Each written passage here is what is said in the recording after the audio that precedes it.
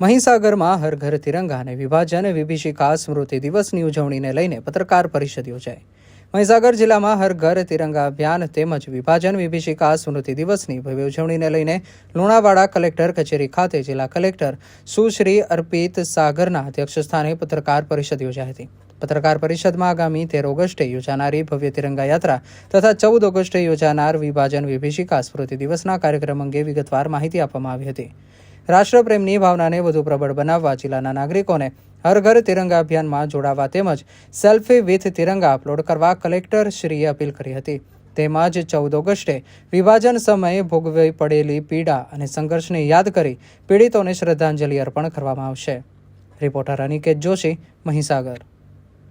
નમસ્કાર મીડિયાના મિત્રો, આજની આ પ્રેસ કોન્ફરન્સમાં આપ સૌનું સ્વાગત છે. આપણા મહીસાગર જિલ્લામાં 80th સ્વતંત્ર દિનની ઉજવણી અંતર્ગત આપણે હર ઘર તિરંગા અભિયાન અને વિભાજન વિભીષિકા સ્મૃતિ દિવસની ઉજવણીમાં સહભાગી થવા જઈ રહ્યા છીએ. આ અંગેની વિગત આપ સૌને માધ્યમથી મહીસાગર જિલ્લાના દરેક નાગરિક સુધી પહોંચે તે આશયથી આજે આપણે અહીં એકત્રિત થયા છીએ.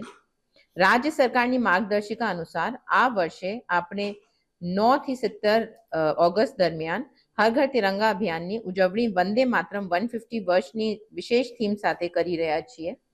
આ અભિયાન અંતર્ગત આપણા જિલ્લામાં આવતીકાલે 13મી ઓગસ્ટ રોજ સાંજે 4 કલાકે એક ભવ્ય તિરંગા યાત્રાનું આયોજન કરવામાં આવ્યું છે. આ યાત્રા કલેક્ટર કચેરીથી શરૂ થઈને ફુવારા ચોકથી આઝાદ મેદાન સુધી જશે. વંદે માતરમના ગાન સાથે શરૂ થનારી આ યાત્રામાં gypsy van, DJ, police band અને સાંસ્કૃતિક કલાકારો પણ જોડાશે. આ ઉપરાંત જિલ્લાના દરેક તાલુકા, નગરપાલિકા અને ગ્રામ્ય કક્ષાએ પણ આવી જ તિરંગા યાત્રા યોજાશે. જિલ્લાની શાળા, કોલેજમાં વ્યાખ્યાન, ચર્ચા, પ્રદર્શન, ક્વિઝ, રંગોળીનું આયોજન પણ કરવામાં આવેલ છે.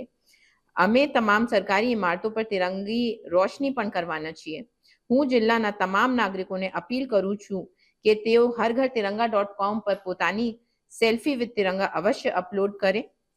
આપણો બીજો મહત્વનો કાર્યક્રમ 14મી ઓગસ્ટ રોજ વિભાજન વિભીષિકા સ્મૃતિ દિવસનો છે.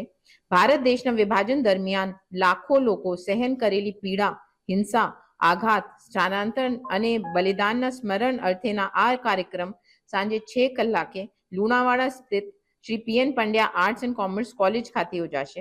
કાર્યક્રમમાં આ વિષય પર ટૂંકી ફિલ્મો અને નાટ્યનું LED સ્ક્રીન પર પ્રસારણ કરવામાં આવશે.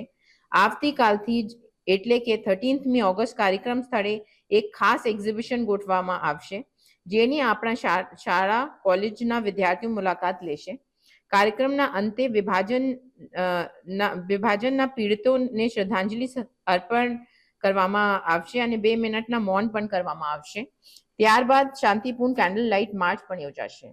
અંતમાં જિલ્લા વહીવટી તંત્ર વતી હું મહીસાગર જિલ્લાના તમામ નાગરિકોને નમ્ર અપીલ કરું છું કે ફ્લેગ કોડ ઓફ ઇન્ડિયાના નિયમોના પાલન કરી પોતાના ઘરે સન્માનભેર રાષ્ટ્રધ્વજ ફરકાવીએ અને આ બંને રાષ્ટ્રીય કાર્યક્રમમાં ઉત્સાહભેર જોડાઈને આપણો રાષ્ટ્રપ્રેમ વ્યક્ત કરીએ. ધન્યવાદ. દેશ અને દુનિયાના સમાચાર જોવા માટે અમારી ચેનલ MG લાઈવ ન્યૂઝને સબસ્ક્રાઇબ કરો અને બેલ આઇકોન પર ક્લિક કરો, જેથી રોજે રોજની અપડેટ આપને મળતી રહે. સાથે જ અમારું ફેસબુક અને ઇન્સ્ટાગ્રામ પેજને પણ ફોલો કરો.